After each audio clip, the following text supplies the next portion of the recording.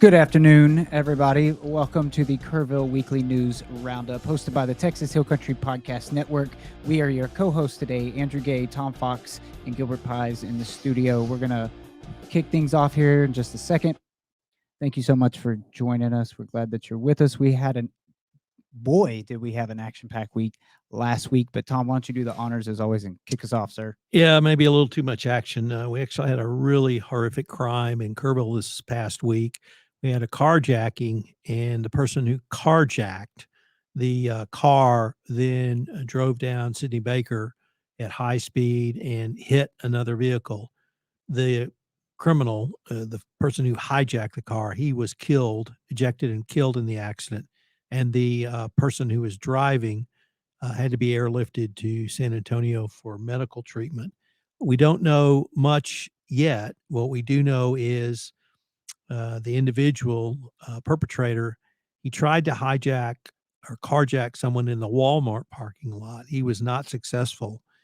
He then walked across the Junction Highway and carjacked a gentleman who had just dropped his wife off to work at Sonic.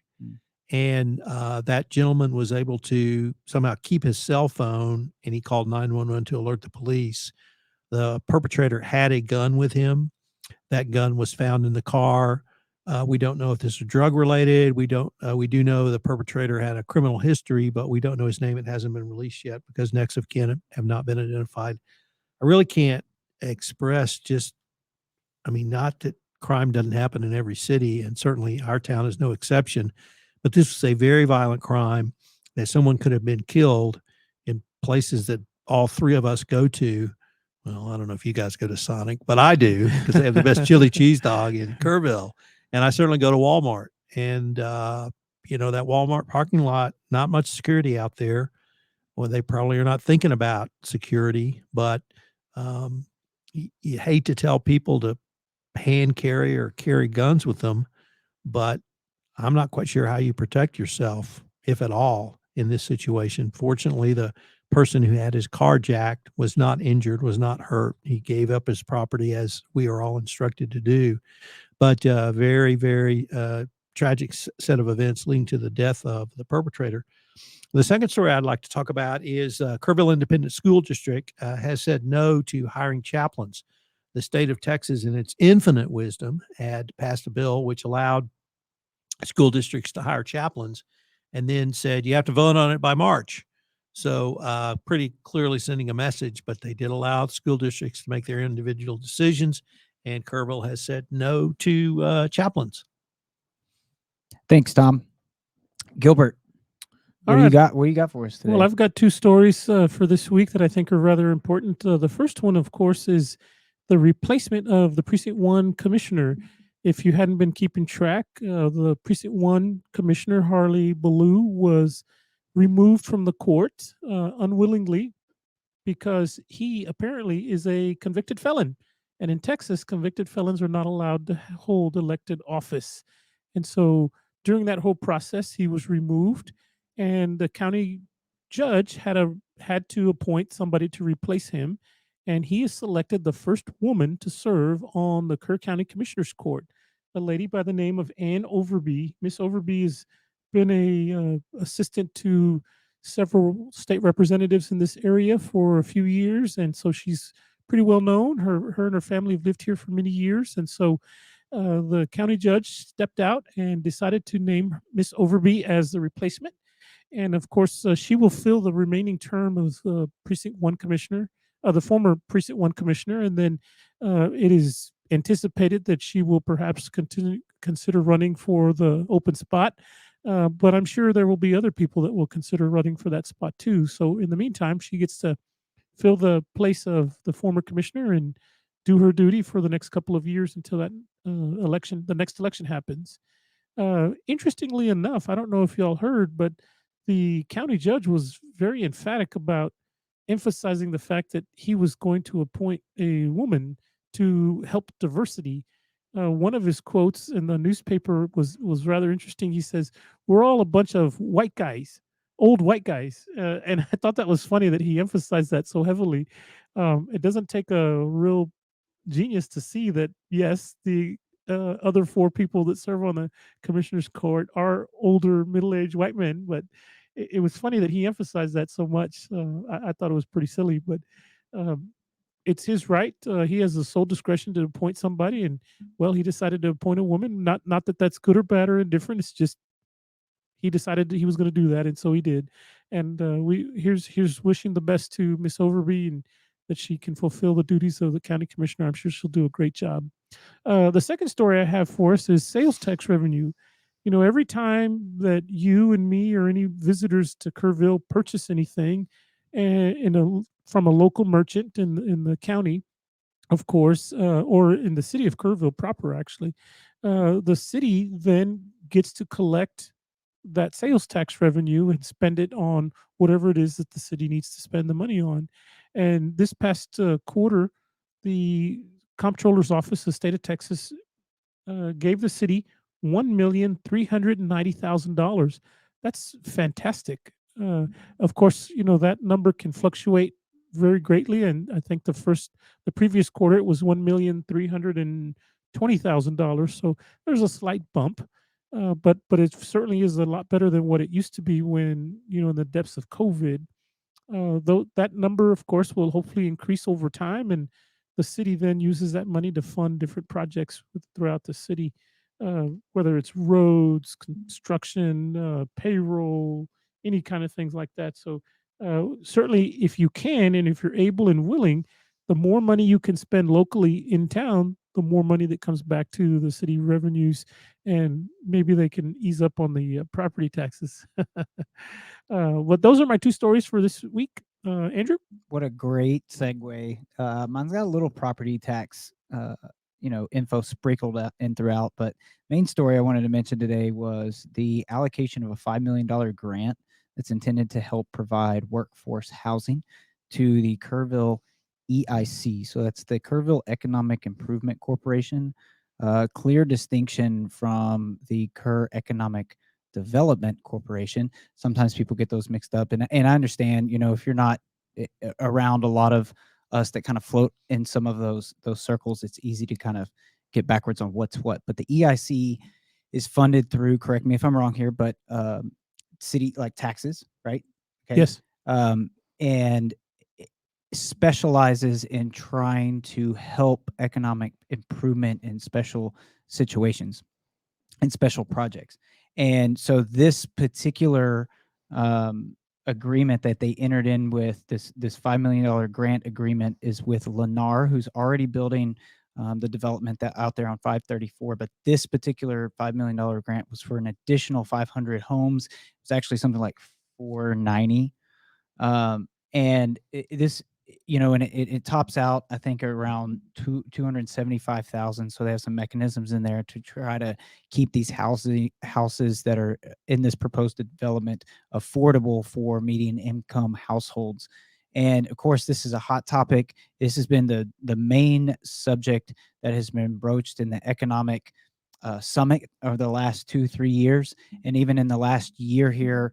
The last most recent economic summit, we heard that, someone that has been in Kerrville for many decades was like, we've been talking about this since the early 2000s. So it's not a new issue for Kerrville, but it's really nice when we see some kind of headline like this that shows clear efforts to try to move us along in the right direction, because we need that. You have Peterson that has the agreement with Shriner, and they're using housing over there for temporary residency for some of the people that they've hired over there at the hospital. So there's plenty of examples of why we need this and how it could benefit us. So that was the main story I wanted to report on.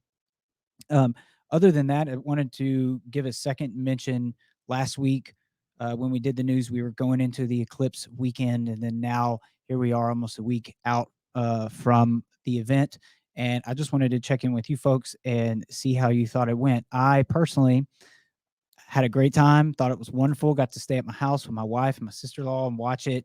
And it was great. It was a great experience. I love the little shadows that cropped up. I mean, it was just all around top 10 human experience. I did see a couple of things online, people that were posting things like, hey, where were the 400,000 people that were supposed to come here? And then, it was very clear, like, obviously there's some misinformation out there, and people, I don't know if they were getting April's total eclipse mixed up with the annular one, but there was definitely some interesting comments online about some of that. So anyway, I had a great experience. I just want to check in with you guys. What was your take on that?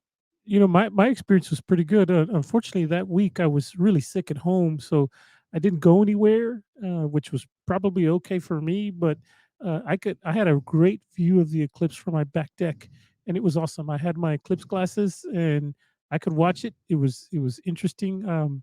I've experienced an annular eclipse before many times, but I didn't remember the last one, and to see all the shadows, the way the eclipse made all the shadows, that really brought it back to me. I remembered, oh yeah, yeah, that's right, it changes that stuff up. It was pretty awesome. It was fun. Now I do think that even though we didn't have that many people for the annular eclipse, I think it's going to be a whole different story for the total solar eclipse in April. And I think it's kind of like when they evacuate the Gulf Coast for a hurricane, and the hurricane goes somewhere else. People get desensitized to the thing, and they think, ah, it's not a big deal. It might be totally different in April. So I would suggest everybody don't think that April one's going to be like October. It's going to be a lot more crazy, I think. Yeah. Tom, how was yours? I had a great time. I'd never sat through one of these, so I was like a little kid. Yeah, My same. wife and I sat in the back deck. We, of course, had our glasses on. We watched the moon go across the sun. My wife rigged up glasses over our camera lenses, so I was able to take pictures and literally talk to people all over the world, posting pictures as the moon moved over the sun.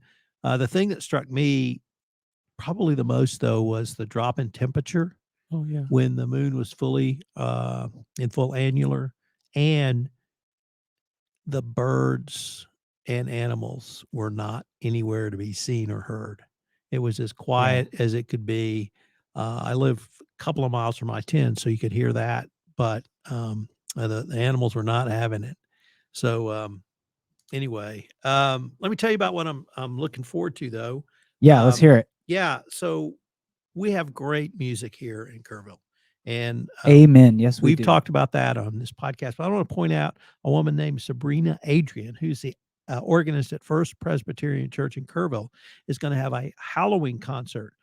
Phantoms and Fairy Tales. Obviously, she's going to play Toccata by Bach, Phantom of the Opera, uh, In the Hall of the Mountain King, Night on Bald Mountain, um, things that we all can associate with either Halloween or Hollywood movies around this time of year.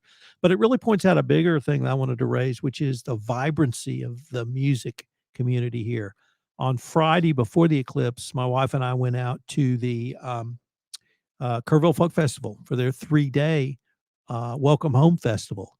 And we were in their small stage called the Threadgill Stage, as intimate an experience as you could ask for. 500 people, maybe, weather perfect, and just heard some great music. The first act we saw was, I think, the old angry guy, no, the old grumpy guys. And they were just great. So check out Phantoms and Fairy Tales next week at the First Pres Church. It's free. And also, for the last thing, the beloved governor of our state, Greg Abbott, former law partner of Tom Fox, has designated Kerrville, or announced Kerrville's been designated as the 50th music-friendly certified community in the state of Texas. And that speaks to the breadth and scope of the music scene here. Huge honor for our city.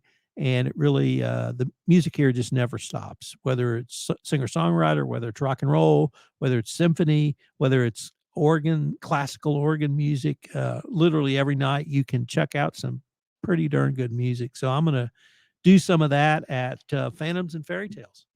That's awesome. Yeah, and a lot of people don't know that the state of Texas, has the Texas Music Office, which is a distinct, different, like a division than the Texas Film.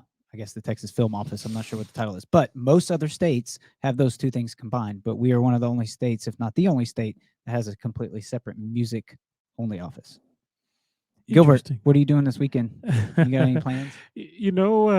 I'm sure we'll come up with something, but I hope whatever it is that it's something I can stick close to home to.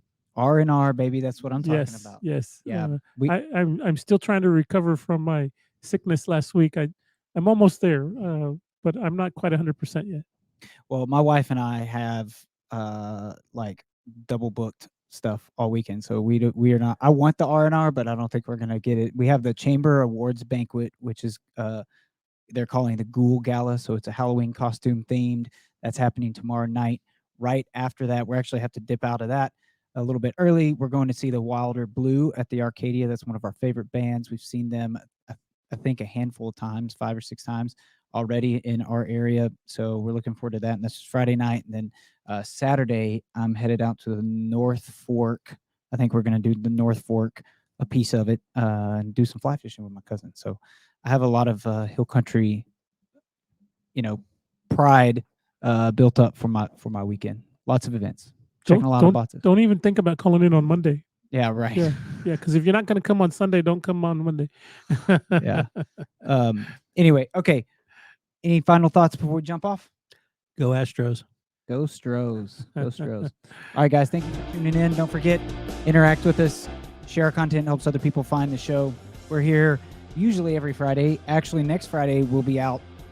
Gilbert and I will be at a conference. But thank you for tuning in. Hope you enjoyed last weekend with the eclipse. We're super excited about the one in April. And take care. Have a good weekend. We'll catch you next week. I'm sorry, 2 weeks from now. See you then.